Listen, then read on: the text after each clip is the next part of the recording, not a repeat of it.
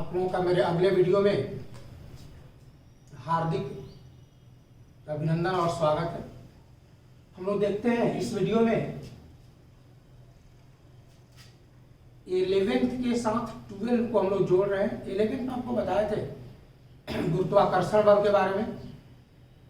गुरुत्वाकर्षण बल जो है द्रव्यमानों के बीच लगता है और स्थिर बल जो है आवेशों के बीच लगता है। तो द्रव्यमानों के बीच और आवेशों के बीच जो बल लगता है इसकी तुलना हम कैसे कर सकते हैं, इसमें संबंध कैसे स्थापित कर सकते हैं, तो इस वीडियो में ये देखेंगे हम लोग। ये वीडियो जो है आपको एनसीईआरटी का क्वेश्चन नंबर 3 बनाने में सहायता करेगा। एनसीईआरटी का क्वेश्चन नंबर कितना 3 बनाने में वीडियो आपको क्या करेगा, सहायता करेगा। इसलिए इसको ज़्यादा से ज़्यादा रिवीजन करेंगे। वीडियो को ज़्यादा से ज़्यादा रिवीजन करेंगे, जितना ज़्यादा रिवीजन करेंगे उतना ज़्यादा आपको फायदा होगा। तो देखिए हम यहाँ पर देख रहे हुआ स्थिर वैद्युत बल। स्थिर वैद्युत बल क्या हो गया, एफ ई। स्थिर वैद्युत बल को सूचित किसके द्वारा, एफ ई। एफ मतलब फोर्स, ई मतलब इलेक्ट्रोस्टैटिक्स, इसलिए इसका सिंबल क्या ले लिए, एफ ई। तथा गुरुत्वाकर्षण बल एफ जी। एफ मतलब फोर्स, जी का मतलब क्या होता है, ग्रेविटेशनल, यानी ग्रेविटेशनल फोर्स का सिंबल हम क्या ले लिए, एफ जी। इस दोनों के बीच हम क्या करेंगे, संबंध स्थापित करेंगे। एफ ई और एफ जी के बीच हमको क्या करना है, संबंध स्थापित करना है। मतलब इंग्लिश में देख लेंगे इसको, relation between electrostatic force and gravitational force. देखने के लिए हुआ हम लोग यहाँ पर दो आवेश लेते हैं, Q1 और कितना Q2। दो आवेश Q1 और कितना हो गया, Q2। और जानते हैं कि आवेश जब रहता है तो उस पर द्रव्यमान होता है। तो Q1 आवेश का द्रव्यमान कितना मान लीजिए, M1, और Q2 आवेश का द्रव्यमान कितना मान लीजिए, M2। Q1 आवेश का द्रव्यमान कितना है, M1 है। Q2 आवेश का द्रव्यमान कितना है, M2 है। दोनों के बीच की दूरी कितना है, R है। आवेशों के बीच की दूरी भी R है, द्रव्यमानों के बीच की दूरी भी क्या है, R है। आवेशों के बीच देखिए यहाँ पर Q1 और Q2 आवेश है, इसके बीच की दूरी R है। M1 और M2 द्रव्यमान है, मतलब Q1 का आवेश का द्रव्यमान M1 है और Q2 आवेश का द्रव्यमान कितना है, M2 है। तो Q1 और Q2 आवेश के बीच की दूरी भी R है और M1 M2 द्रव्यमान के बीच की दूरी भी क्या है, R है। क्योंकि यह जिस वस्तु पर आवेश Q1 है उसी वस्तु का द्रव्यमान M1 है, और जिस पर आवेश Q2 है उसका द्रव्यमान कितना है, M2 है। देखिए आपको वह स्थिर वैद्युत बल बताए हुए थे। स्थिर वैद्युत बल Fe 1/4 का एप्सिलॉन नॉट कूलम के नियम से मोड Q1 × मोड Q2 बटा कितना था, R²। बताए हुए थे ना, Fe इलेक्ट्रोस्टैटिक फोर्स हो गया। Fe बराबर 1/4 का epsilon not mode Q1 × mode Q2 बटा कितना हो गया, R²। ये भी बताया था कि 1/4 का एप्सिलॉन नॉट को क्या कहते हैं, 1/4 का एप्सिलॉन को क्या कहते हैं, के, और इसका मान होता है 9 × 10⁹ newton metre square coulomb inverse 2। इसका मान होता है 9 × 10⁹ newton metre square coulomb inverse 2। मात्रा छोड़ दिए यहाँ पर क्योंकि पहले आपको लिख पा चुके हैं। अब देखिए यहाँ पर जब भी 1/4 का एप्सिलॉन को बदले के रखेंगे तो Fe बराबर हो जाएगा के मोड Q1 × मोड Q2 बटा कितना हो जाएगा, R²। Fe बराबर के मोड Q1 × मोड Q2 बटा कितना हो जाएगा, R²। ये समीकरण कितना हो जाएगा, 1। यह समीकरण कितना हो जाएगा, 1। और गुरुत्वाकर्षण बल देखते हैं तो गुरुत्वाकर्षण बल G बराबर गुरुत्वाकर्षण बल का फॉर्मूला बताया था, F बराबर Gm1 × m2 बटा R²। यानी कि Fg बराबर हो गया Gm1 × m2 बटा कितना हो गया, R²। ये समीकरण कितना हो गया, 2। ये समीकरण 1 स्थिर वैद्युत बल के लिए हो गया, समीकरण 2 गुरुत्वाकर्षण बल के लिए हो गया। समीकरण 1 में समीकरण 2 से भाग दे दीजिए, 1 में 2 से क्या कर देना है, भाग देना है। Fe बटा Fg, Fe का मान रखिए k mode Q1 × mode Q2 बटा R²। इसके बाद Fg का मान रखिए Gm1 × m2 बटा R²। R² क्या हो जाएगा, कट जाएगा, R² कैंसिल हो जाएगा। Fe बटा Fg बराबर हो जाएगा k mode Q1 × mode Q2 बटा में Gm1 × m2। यही संबंध है जो हम लोगों को क्वेश्चन नंबर 3 को पढ़ने में क्या करेगा, सहायता करेगा। एनसीईआरटी का क्वेश्चन नंबर 3 जो है हम इसी संबंध पर क्या करेंगे, देखेंगे। Fe बटा Fg बराबर k mode Q1 × mode Q2 बटा Gm1 × m2। इसका एक एप्लीकेशन देख रहे हैं अभी जस्ट हम लोग, कैसे इसको देख सकते हैं। देखिए हम लोग जो आगे देखे थे, जो स्थिर वैद्युत बल और गुरुत्वाकर्षण बल के सभी संबंध, Fe बटा Fg बराबर आपका आया होगा k mode Q1 × mode Q2 बटा में Gm1 × m2। इसी का एक हम लोग एप्लीकेशन अनुप्रयोग कर रहे हैं, जैसे कैसे बल लगता है इसको हम लोग देख सकते हैं। जैसे इलेक्ट्रॉन इलेक्ट्रॉन के बीच आरोपित बल का अनुपात, इलेक्ट्रॉन इलेक्ट्रॉन के बीच आरोपित बल का अनुपात मतलब स्थिर वैध बल और गुरुत्वाकर्षण बल का अनुपात। यहाँ पर आवेश कौन हो गया, इलेक्ट्रॉन और इलेक्ट्रॉन। जानते हैं इलेक्ट्रॉन आवेशित कण है, इसलिए इलेक्ट्रॉन का आवेश जब होगा तो इलेक्ट्रॉन पर द्रव्यमान भी होता है। इलेक्ट्रॉन का द्रव्यमान पता है आप लोगों को कि 9.1 × 10⁻³ किलोग्राम होता है, और इलेक्ट्रॉन का आवेश भी पता है परिमाण में 1.6 × 10⁻⁻19 कूलम होता है। एक बताए हुए पहले आप लोगों को पहले वाले वीडियो में, तो उसी का हम रूप देख रहे हैं। जिसे मान लीजिए कि यहाँ पर भी एक इलेक्ट्रॉन है, यहाँ पर भी एक इलेक्ट्रॉन है, दोनों इलेक्ट्रॉन है। इलेक्ट्रॉन पर आवेश जानते हैं माइनस ही होता है, यहाँ भी कितना होता है माइनस, दोनों पर आवेश माइनस ही, और कितना हो गया माइनस ही, मतलब Q1 के बदले में माइनस ही, Q2 के बदले में कितना हो गया माइनस। और इलेक्ट्रॉन का द्रव्यमान जानते हैं आपका होता है Me से स्विच करते हैं, तो M1 के बदले भी Me और M2 के बदले भी कितना हो गया Me।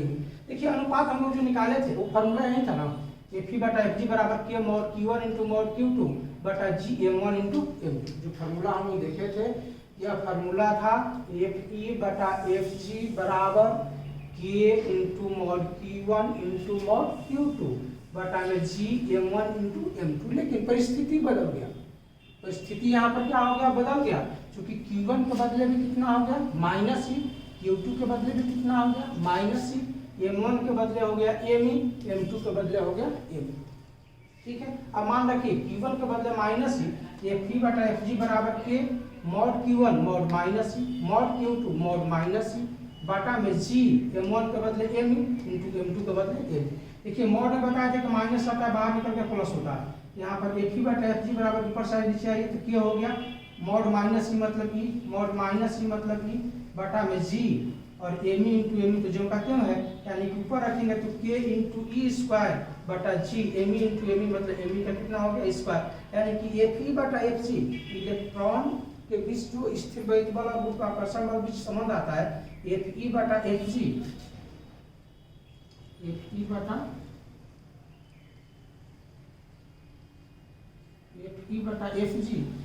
यहाँ पे Fe/Fg बराबर देखें K × E², K इंटू कितना हो गया E² बटा G Me का स्क्वायर। अब देखिए सबका मान हम लोग को पता है, मान रख करके इस अनुपात का हम मान ज्ञात कर सकते हैं, मान रख करके इस अनुपात का मान क्या कर सकते हैं ज्ञात कर सकते हैं। K का मान है 9 × 10⁻9 newton metre square coulomb inverse 2, E का मान है 1.6 10⁻⁻19 कूलम, G का मान पता है 6.67 × 10⁻11 newton metre square kg inverse 2, Me का मान है 9.1 × 10⁻31 किलोग्राम।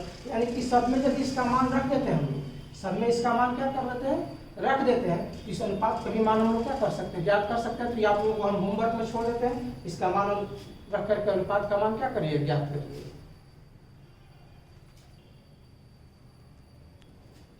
जिस तरह से केस 1 देखे थे हम लोग इलेक्ट्रॉन इलेक्ट्रॉन के बीच, तरह से केस 2 देख रहे हैं इलेक्ट्रॉन प्रोटॉन के बीच आरोपित बल का अनुपात। अब इलेक्ट्रॉन इलेक्ट्रॉन के बाद क्या हो गया इलेक्ट्रॉन प्रोटॉन हो गया। तो देखिए इलेक्ट्रॉन को आवेश जानते हैं माइनस ही होता है, इलेक्ट्रॉन का द्रव्यमान में होता है। प्रोटॉन हो गया तो प्रोटॉन का आवेश प्लस ही, द्रव्यमान कितना हो गया Mp हो गया। सेम जो इलेक्ट्रॉन इलेक्ट्रॉन है उसी तरह का, बस थोड़ा सा बदल जाएगा। प्रोटॉन है तो प्रोटॉन का आवेश प्लस ही, द्रव्यमान कितना हो गया Mp। अब देखिए फार्मूला क्या था Fe/Fg बराबर K mod Q1 × mod Q2 बटा में G M1 × M2 देखे हम लोग अभी। अब देखिए Q1 के बदले कितना हो गया माइनस ही, Q2 के बदले कितना हो गया प्लस ही, Q1 के बदले माइनस ही, Q2 के बदले कितना हो गया प्लस ही, M1 के बदले Me हो गया, M2 के बदले कितना हो गया Mp हो गया। Fe/Fg बराबर K इलेक्ट्रॉन के बदले माइनस ही, प्रोटॉन के बदले कितना हो गया प्लस ही बटा में G Me × कितना हो गया Mp, G Me × कितना हो गया Mp। अब देखिए मॉड में माइनस रहेगा तो प्लस हो जाएगा, मॉड में प्लस है तो प्लस हो नहीं जाएगा। अब बटा में कितना G Me × कितना हो गया Mp, मतलब Fe/Fg बराबर K × E बटा G Me × कितना हो गया Mp। नहीं Me इलेक्ट्रॉन का द्रव्यमान, Mp प्रोटॉन का द्रव्यमान। अब K हो गया इंटू E × E कितना हो जाएगा E² बटा में G Me × Mp। यानी कि यहाँ पर अनुपात जो हम लोग निकला फॉर्मूला हम लोग का Fe/Fg बराबर हो गया K × E² बटा में G Me × Mp। नहीं, इसी फॉर्मूला पर आपका क्वेश्चन नंबर 3 NCERT का है, आप किताब देखेंगे इसी फॉर्मूला पर यही सेम क्वेश्चन है। इसी सेम क्वेश्चन को हम लोग जब रिपीट करेंगे तो हम डायरेक्ट यहाँ से क्वेश्चन को रिपीट करेंगे, यहाँ से हम क्वेश्चन को डायरेक्ट रिपीट करेंगे, यहीं से क्वेश्चन नंबर 3 को हम लोग बनाएंगे, इसलिए इसको रिवीजन ज़्यादा से ज़्यादा कीजिएगा। अब देखिए एफ ई बटा एफ जी बराबर के इंटू ई स्क्वायर बटा G M E into M P. के क्या है? के का मान 9 × 10 के power 9 newton metre square plus inverse 2 है। ई इलेक्ट्रॉन का आवेश 1.6 10 के पावर माइनस 19 परिमाण में इलेक्ट्रॉन हो चाहे प्रोटॉन हो, दोनों का परिमाण बराबर होता है। यहाँ पर न्यूमेरिकल बनाते समय, मैथमेटिकल कैलकुलेशन करते समय हम लोग इलेक्ट्रॉन का आवेश का क्या लेना है? परिमाण लेना है। मैथमेटिकल कैलकुलेशन करते समय इलेक्ट्रॉन के आवेश का क्या लेना है?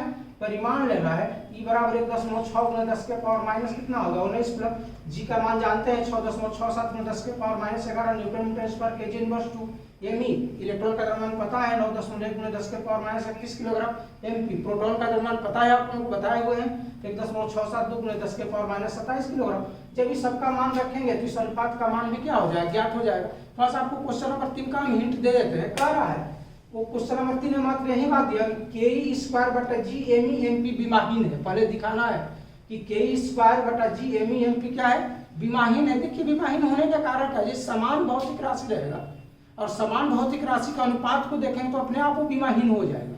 जैसे देखिए ये भी बल है और ये भी बल है, नहीं ये भी बल है, स्थिर वैध बल है ना, कोई भी बल हो, बल का विमा जानते हैं होता है Em(T)(2). बल का विमा कितना होता है? Em(T)(2). और ये गुरुत्वाकर्षण बल है, इसका विमा होगा कितना? Em(T)(2). Ml(T)(2) कट जाएगा, कट के एक आ जाएगा, और जहां भी कट करके एक आता है तो बताएं कि एक संख्या जो विमाहीन होता है, यानी कि के ई स्क्वायर बटा G M E M P, ये अनुपात क्या होगा? विमाहीन होगा। और इसका है कि इस अनुपात का मान कितना होगा? उसमें आपको क्वेश्चन में दिया हुआ है कि भौतिक नियतांकों की सारणी देकर किस अनुपात का मान बताइए। तो हम लोगों को भौतिक नियतांकों की सारणी देखने की आवश्यकता ही नहीं है, क्योंकि सारा का सारा मान यहाँ पर हम लिख दिए हैं, पहले बता भी चुके हैं। जब इस मान को इसमें रखेंगे इसका अनुपात अपने आप हम लोगों को क्या हो जाएगा? ज्ञात हो जाएगा। अनुपात ज्ञात हो जाएगा तो क्लियर हो जाएगा कि कौन बड़ा है, स्थिर वैद्युत बल बड़ा है कि गुरुत्वाकर्षण बल बड़ा है। हमेशा ध्यान रखिएगा, स्थिर वैद्युत बल का मान गुरुत्वाकर्षण बल से अधिक होता है। स्थिर वैद्युत बल का मान गुरुत्वाकर्षण बल से क्या होता है? अधिक होता है। स्थिर वैद्युत बल जो होता है आपका मजबूत बल, प्रबल बल, स्ट्रॉन्ग बल होता है। गुरुत्वाकर्षण बल उसके तुलना में कमजोर बल, वीक फोर्स होता है। ठीक है, तो इसको रिवीजन कर लेंगे आप लोग। इसको ज्यादा से ज्यादा रिवीजन करेंगे इस पार्ट को। जितना ज्यादा रिवीजन करेंगे उतना ज्यादा फायदा होगा, जितना ज्यादा रिवीजन करेंगे उतना ज्यादा। इसी प्रकार से हम लोग टेस्ट 3 देख रहे हैं। तीसरा केस अंतिम केस है इसका। तीसरा केस जैसे मान लीजिए कि प्रोटॉन प्रोटॉन हो जाएगा, क्या हो जाए? प्रोटॉन के लिए प्लस ही, प्रोटॉन के लिए प्लस ही। तो प्रोटॉन प्रोटॉन के बीच आरोपित बल का अनुपात देखिए, जैसे यहाँ पर प्रोटॉन हो गया, यहाँ भी क्या हो गया? प्रोटॉन। प्रोटॉन का द्रव्यमान एमपी होता है, यहाँ भी एमपी हो जाएगा, यहाँ भी एमपी हो जाएगा। प्रोटॉन पर आवेश प्लस ही होता है, यहाँ भी प्लस ही, यहाँ भी कितना हो गया? प्लस ही। फार्मूला मुझे देखे थे एफ ई बटा एफ जी बराबर के mode Q1 into mode Q2 बटा GM1 इंटू M2, यही ना था फार्मूला। अब देखिए Q1 के बदले कितना हो गया? प्लस ही। Q2 के बदले कितना हो गया? प्लस ही। M1 के बदले कितना हो गया? MP। M2 के बदले कितना हो गया? MP। अब यहाँ पर मान रखिए एफ ई बटा एफ जी बराबर के मोड प्लस ही इंटू मोड प्लस ही बटा में GMP इंटू MP। M1 के बदले भी MP, M2 के बदले भी MP। क्लियर है? ये प्लस ही मोड में है तो जगह प्लस ही हो जाएगा, प्लस ही मोड है प्लस ही हो जाएगा। GMP इंटू कितना हो गया? MP, यानी कि एफ ई बटा एफ जी बराबर के इंटू ई बटा में GMP इंटू MP। गुना करेंगे तो के ई स्क्वायर बटा GMP का कितना हो गया? स्क्वायर। यानी कि यहाँ से फॉर्मूला हमारा आ गया एफ ई बटा एफ जी बराबर के इंटू ई स्क्वायर बटा G इंटू MP का कितना हो गया? स्क्वायर। सबका मान पता है हम लोगों को, सबका मान पता है, सब एक टाइप का है। केस 1, केस 2, केस 3 सब एक टाइप का है। सबका मान के का मान पता है, ई का मान पता हुआ बताए हुए हैं, जी का मान पता है, एमपी का मान भी पता है। सारा का सारा मान आपको हम बता चुके हैं। फिर सबका मान इसमें रख देंगे, इसका अनुपात का मान क्या हो जाएगा? निकल जाएगा। तो ये कैलकुलेशन जो भी अनुपात का मान निकालना है घर पे आपको हम छोड़ रहे हैं, होमवर्क में करके अनुपात का मान हमको बताइएगा कि कितना आ रहा है। इस तरह से ये आपका वीडियो कूलम के नियम का अनुप्रयोग है, अध्यारोपण का सिद्धांत। इस तरह से हम लोग एक पार्ट अंतिम वीडियो है जो कूलम के नियम पर है।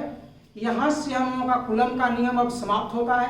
अब हम लोग अगले वीडियो में विद्युत क्षेत्र की ओर बढ़ेंगे, लेकिन विद्युत क्षेत्र देखने से पहले आपको हम एक न्यूमेरिकल सेट चलेंगे जो कूलम के नियम पर आधारित होगा।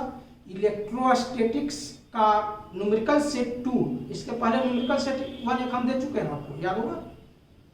न्यूमेरिकल सेट 1 एक बार रिवीजन कर लीजिएगा सेट 2 बनाने से पहले। सेट 1 रिवीजन हो जाए तो गुणा भाग क्लियर हो जाएगा, सेट 2 में भी गुणा भाग आएगा, मैथमेटिक्स आएगा। मैथमेटिक्स जितना आपका मजबूत होगा न्यूमेरिकल्स पर उतना ही ज़्यादा आपका पकड़ होगा। मैंने आपको बताया था कि फिजिक्स का इम्यूनिटी पावर क्या है, मैथमेटिक्स है।